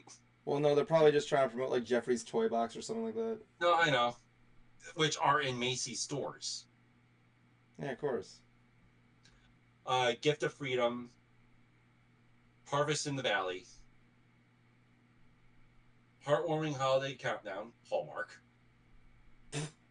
I swear, my biggest things are my adult hobbies have been Hallmark ornaments and Bath and Body Works. Since when were you into that? Weirdly enough, for the last couple years. Yeah, I've noticed he's been into Hallmark body ornament. I haven't heard Bath and Body. I was about to say Hallmark body ornaments. But no, it's I know you've been into the ornaments. I didn't know about Bed Bath and Beyond. Yeah, Bath and Body Works. I like going to, mostly because that's where I get my hand sanitizers for work. Cool. And I also have my my soaps in the bathroom, and my candles are all seasonal. Anyway, go on. Next one. Go on. Macy's Santaland Express. Macy's Winter Wonderland in Central Park. Palace of Sweets. The Rocking Giraffe, the Rocking Horse, the Rocking Flamingo, the Rocking Lobster. The Rocking Moose, Santa's Sleigh. The movie or the vehicle? That's a float. Oh. Teenage Mutant Ninja Turtles. Well, Tales of the Teenage Mutant Ninja Turtles. Tom Turkey and the Wonder Ship. Cool. The refurb for this year is okay. So I want to say there's two of them, but I'm going to do the second one because it could lead into new ones just in case. Magic Meets the Seas, which is promoting Disney's new ship. Oh yeah, I heard about that. Yeah, that one's a refurb because he did one last year. This one I don't know if it's a refurb or if it's a brand new one. The Wondrous World of Wildlife. I think it's for the Bronx Zoo, so I want to say it's a new one. Nice. Candy Cosmos by Haribo. That's cool. The little fucking gummy bears. As long as they're not sugar-free. If you know, you know. One thing I want to say is that, like, what was I going to say? Are the Rockettes returning as they're performing? They usually do. Yeah, usually. It's not them without the Rockettes. Yeah. Oh, you haven't gotten to celebrities yet. Please excuse me. Yeah. In the Macy's Parade Discord that I'm in, I mentioned that. I was like, as long as it's not sugar-free, I think we'll be fine. Someone said, what do you think powers the rockets? On that float. Like, I'm like, back in my mind, I'm like, you motherfucker. Oh my god. Another new one, Dora's Fantastical Rainforest. Huh. So it's going to be with a Dora balloon. Well, she's been in the parade before. Yeah, she has. So it's a though I think it's her first float. I know she's been a balloon before. No, she's not a balloon, I think. That's what he said. Oh, I thought you said I don't think. I thought you said I don't think she's not a balloon. Please excuse me. Yeah, she's been a balloon before. I know that one for sure. But, DeviantArt. I think yeah. Don't go Okay, there. so another new one is Pasta Night by Rouse. The pasta sauce. Random, but okay. I know, that's kind of what everyone else's reaction was. Like, that's weird. There's always one weird random float there. SpongeBob is getting a float. Sick. Yeah, SpongeBob SquarePants Garage. Garage? I'm sorry, what did you just say? That's what I think it's called. No, what's it called? Repeat. Okay, SpongeBob SquarePants Garage. So, okay, essentially what it is, you know those horse-drawn carriages that you see trotting around Central Park and whatnot? Yeah. It's SpongeBob doing that, but the horse is Gary, like a giant Gary. That's just funny. Yeah, and they got one called Wednesday's Feast, which I'm just going to assume is Addams Family, because there is no image of it yet. That's the only conclusion I can come to. Yeah, pretty much. Yeah, and the description kind of fits it well. Yep. Wednesday hates Thanksgiving. Wednesday hates parades. It's going to be a dreadful affair. That's right. It's probably one of the darker ones than when they got Tim Burton to do a float there. I swear, if they don't do the bit with Wednesday from Adam's Family Values, I'm going to lose my mind. Very unlikely. They're probably going to focus on Wednesday, the show. Considering Either the show or the animated movie. Most likely the Wednesday show, because there's another season coming. Yeah. Fair. Yeah, that happened. Tim Burton once designed a balloon for the Macy's parade. Did you see what just came from Raul? What? Yeah. He's engaged. He was. Here's the thing, okay? Halloween. The day before Halloween, Raul, I get a message on my phone saying, "Evan, can I call you, please?" And I'm like, "Who the hell is this?" And he's like, "It's Raul." And I'm like, "Oh, what's up?" He doesn't respond. Then I message him like saying, "Dude, why? What were you gonna tell me?" And he's like, "Dude, I got engaged." And I'm like, "Ah!" Raul is now on the fucking bandwagon. Welcome to the club. Now the stress begins. I hope I get invited to the wedding. I would love to go to his wedding. Going to the marching bands. I'm going to speed run this. Yeah, please do. Avon Marching Black and Gold, the Carolina Band of the University of South Carolina, East Tennessee State University Marching Buccaneers, Flower Mound High School Marching Band, the Lake Hamilton High School Marching Band, Macy's Great American Marching Band, the Majestic Marching Cardinals of Jonesboro High School, New York City Police Department Marching Band. I don't know how they have the money for that. The Pride of West Virginia, the Mountaineer Marching Band, Sioux Falls Lincoln High School Patriot Marching Band, and University of Massachusetts Minuteman Marching Band. Now we get to the performers. I'm actually not too... I don't hate this one as much as I did, I think, last year. So I know a few of these. Alex Warren, Ariana Maddox, Bishop Briggs, Charlie D'Amelio, Chloe, Coco Jones, Dan and Shay, Dasha, Idina Menzel, Jimmy Fallon and the Roots. Cool. All comes full Joey circle, McIntyre. Kylie Cantrell.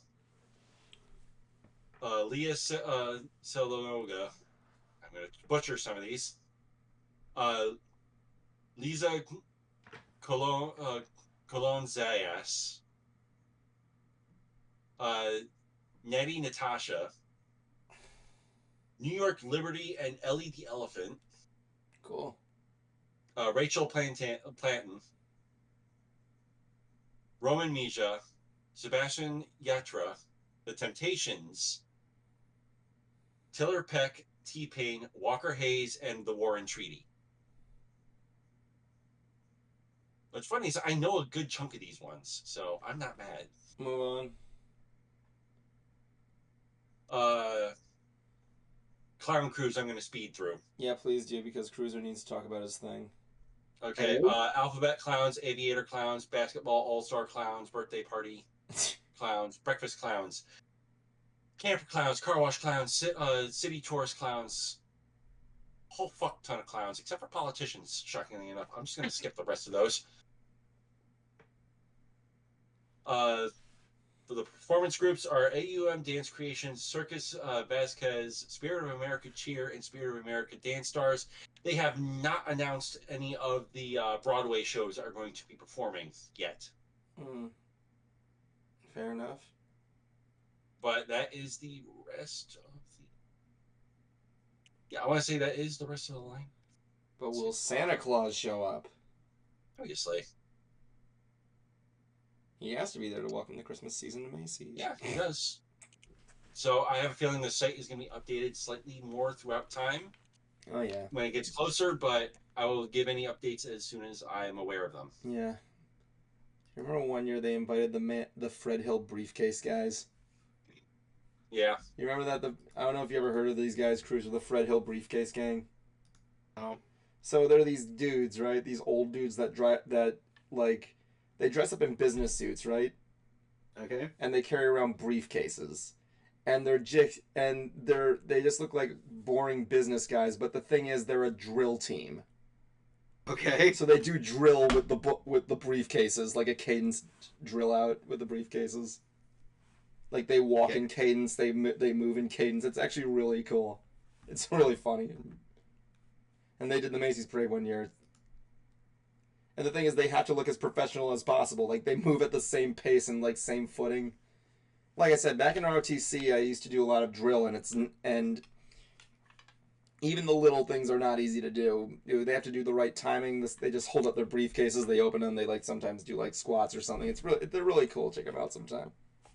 Well, one thing I did check out, Evan, was you said one of the grandkids of the Three Stooges had his own YouTube channel. Yeah, that's Curly's And- grandson.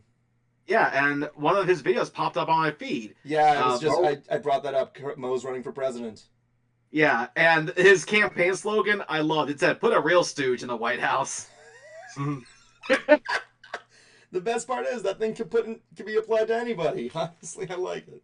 It does. It does. I love Curly's grandson. That guy, I want to give props to Curly's grandson for keeping the Stooge legacy alive, man. I do too, because honestly, like, look, I like the Stooges. Yeah, it's past their prime, but just like how a lot of things in entertainment are, but they still deserve to be remembered. Like the Looney Tunes, yeah, it's past their time, but they still deserve to be remembered. Yeah.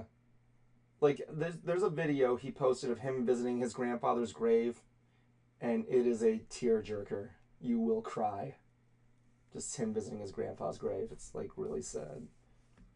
But I'm glad he's keeping it alive. I really am glad he's got a good trope going up with his friends, and I'm glad he's doing stuff. I was going to watch that right after I was done here. Remember that one Macy's Parade where they gave the Ronald McDonald balloon an ass? Yeah. I think I bring this up every single year when you bring it up. Anyway, Cruiser saw a documentary about Egg McMuffin or whatever his name is. God damn it, dude. Ed McMahon. Yeah, I know, but I couldn't watched resist. the Vince McMahon docuseries on Netflix, and I gotta say, it was really interesting. It goes into a lot of the controversies that surrounded the company and Mr. McMahon, Vince, and his upbringing. Like, it talked about how Vince, he actually didn't know his dad. He didn't meet him until he was 12, and he already had the business going, and he was kind of taken in by the glitz and glamour of the business and wanted to get into that as also a way to kind of get to know his father. But Cruiser, who is Vince McMahon? He was the CEO. For the kids. It's for the kids. The CEO and chairman of the WWE. Oh, cool. Thanks for the information there. Didn't he die on the same year as Billy Mays? He's still alive. What are you talking about? Oh, is he still alive? I'm thinking of Vince. You're talking about Vince McMahon, right? Yes. Oh, I'm thinking of Ed McMahon. Sorry. Please. Anyway, go on. And Vince, like, he just wanted to have the biggest, bestest promotion possible, and to do that, he broke a lot of, I wouldn't say rules, but perhaps faux pas or guidelines. Because one big rule or a guideline that all these different promotions had, because it wasn't just WWF and WCW, and it turns out there was actually all these different wrestling promotions in various regions of the country. And one big rule was you don't poach. You don't take someone else's talent. But Vince didn't care. He's like, this is business, and I'm willing to offer this guy more money to come for my business. But he did not like it when Ted Turner did it, because Ted Turner was still this billionaire, and Vince actually came from a lower middle class family, so he kind of felt it was wrong for Ted to poach on him and his talent. Which, like, I'm sorry, dude, but it's got to go both ways or no way. And it really kind of showed the kind of person Vince is. He's very much not just a businessman, but the best way I can sum it up is he can dish it out and he can take it. If he's going to have you do something, embarrassing, humiliating, or degrading on TV, don't think he's not going to do it either. There was this storyline where he had this woman wrestler named Trish Stratus get on her hands and knees and bark like a dog out in the ring in front of all these people and stripped herself down to her underwear.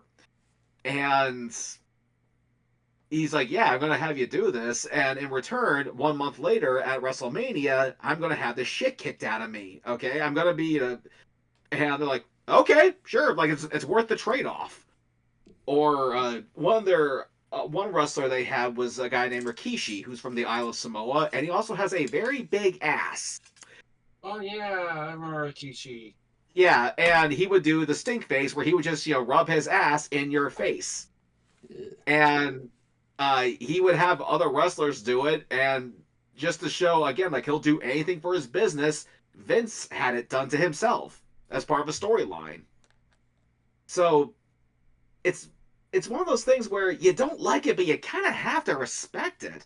Like he wants you to do all this stuff, but in return, yeah, he's gonna put himself through it.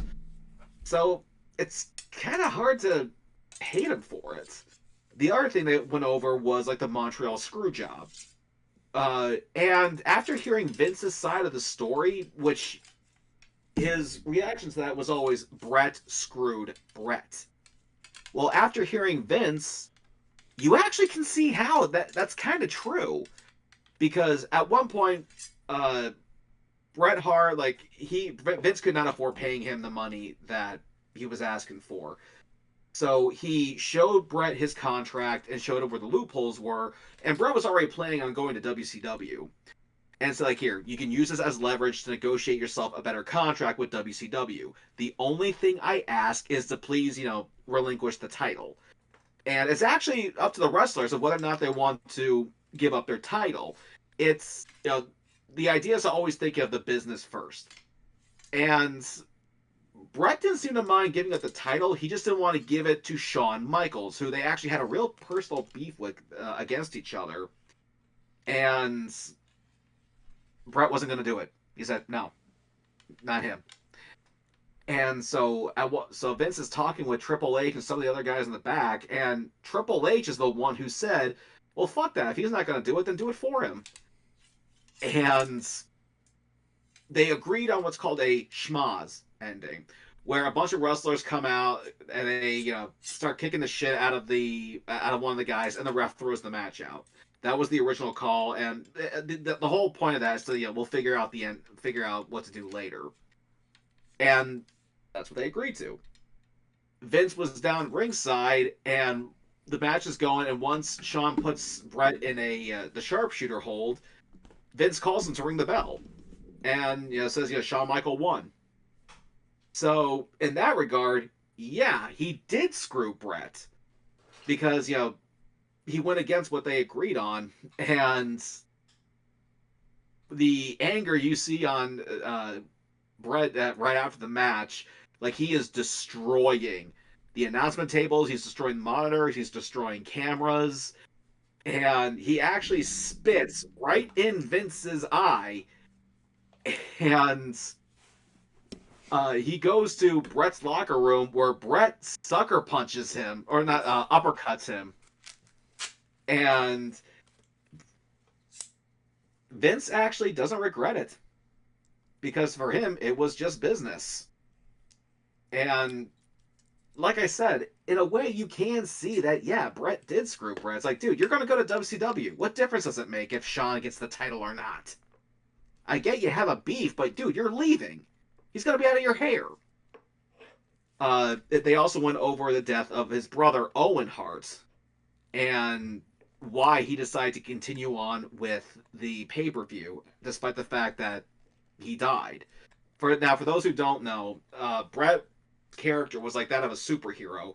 He was supposed to be lowered into the ring from the rafters above the arena, but the harness had some sort of a malfunction. It snapped, and he plummeted to the ring. Matter of fact, if you actually look in the ring, his blood was still on it. Yeesh. And they continued with the pay-per-view. Why? That was the big question. Because honestly, it was during a blackout where they turn off the lights, and they're about to do some sort of like pyro effect or something like that, and so the audience didn't actually see the fall. They just saw the end result of it. Did he die, or was he like injured or anything, or like? Yeah, he died. He died. Yikes. Yeah, and Vince decided to continue with the pay-per-view. He said if the audience actually saw him fall and hit the mat, like no question, he would have said no, we're canceling. But because they didn't actually see it, he figured, okay, continue. That's tragic marketing. That's I know that practice. It's called. Wait, It's who was it that you're talking about? Owen Hart. Yeah. Also, though, too, the Hart family still is still runs deep in WWE. So. Mm-hmm. Yeah.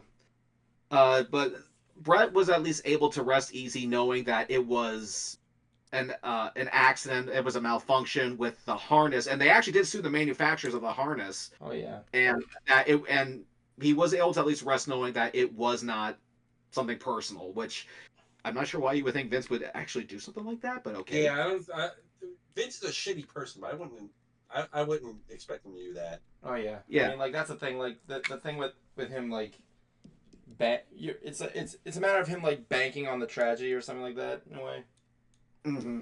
And it's called tragic marketing. They did it. It's kind of a huge thing because I learned in the industry it's one of the most smartest hated things by both the industry and the people that works. Yeah, and the other thing too is the fact that he got his family involved. Vince's like actual family. You know, they definitely grew up in the business, and they were taken in by the business and the glitz and the glamour and the performances of everything. And you often wonder, you know, how much Vince blurred the lines between reality and story. Like, storyline wise, they actually set up an affair between Vince and Trish Stratus and his wife, Linda McMahon. His real life wife, you know, went into some sort of a coma, and everyone's like, "Yo, dude, like you're doing this, you're so despicable." It's like, good, I want you to feel that. And his own wife said, "Trish, you know it'd be great if you actually kissed me on the forehead." So, like, his whole family was in on it. Like, guys, this is just business. That's all it is.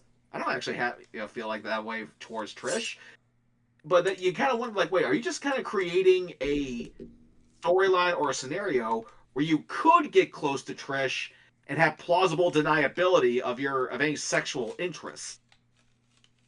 That's where things got really blurry. Cruiser, As a matter of fact, I need to tell you, I apologize for interrupting you, but you do need to wrap up this thing. We're getting close to Final Five. okay, but I will finish off on this. It is a great series. I would really encourage everybody to check it out. They go over that, the Chris Benoit murders, the failure of the XFL, so much.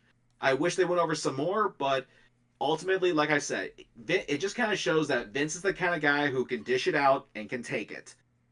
But now with this lawsuit that's happening, we'll see how much more he actually can take.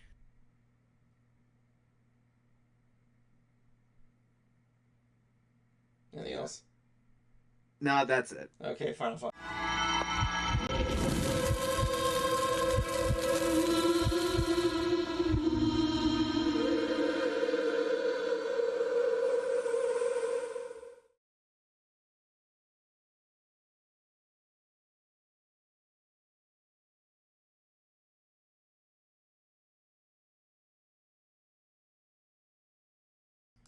Alright, welcome to Final Five. Final Five things. Honestly, I don't have much to talk about there, so I'm going to leave it on to the Concert Cruiser and so Jablitsky, Blitzkrieg Blup. You're going second, so I'm going to put in the Concert Cruiser. Concert Cruiser, your time begins now. Well, I might be going to a concert on the 10th. It kind of remains to be seen right now.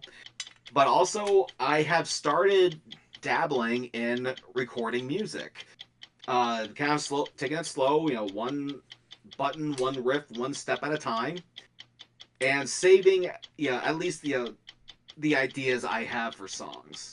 And slowly figuring out GarageBand. This is going to be a long process, but I've been through worse.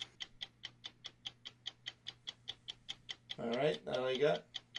Yeah. Okay. All right, next up will be Jibbles the Bibbles. So Jibbles the Bibbles, or as I nicknamed him on the stream, Mr. Grinch. We're going to begin in now. So, kind of the same old bullshit, really. Nothing. I've just been more focused on school, the wedding, getting stuff taken care of, and with the holidays coming around, I got a lot more on my plate. I am going to be doing Christmas baking this year, compared to last year where I didn't. This year I'm doing Chex Mix, and I'm going to be taking a crack at maybe a batch or two of Christmas cookies. Other than that, it's really just been balancing act of everything, so that'll be fun. Anyways, remember kids, drink your motherfucking drugs. Thank you very much, Jablonski. Thank you guys for watching. We'll be back next week. Higgins will be back with us next week, hopefully. As usual, I must also, again, remind everybody, our last broadcast for Season 5 is going to be on December 1st this year. So look out. So be there to be a trapezoid. See you next week. Good night, everybody. See ya.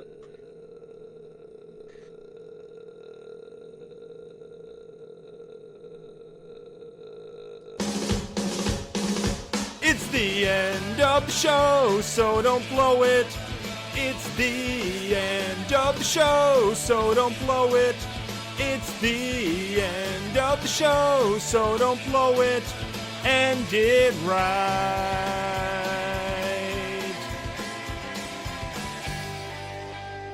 My life is a bacon-wrapped hell on earth.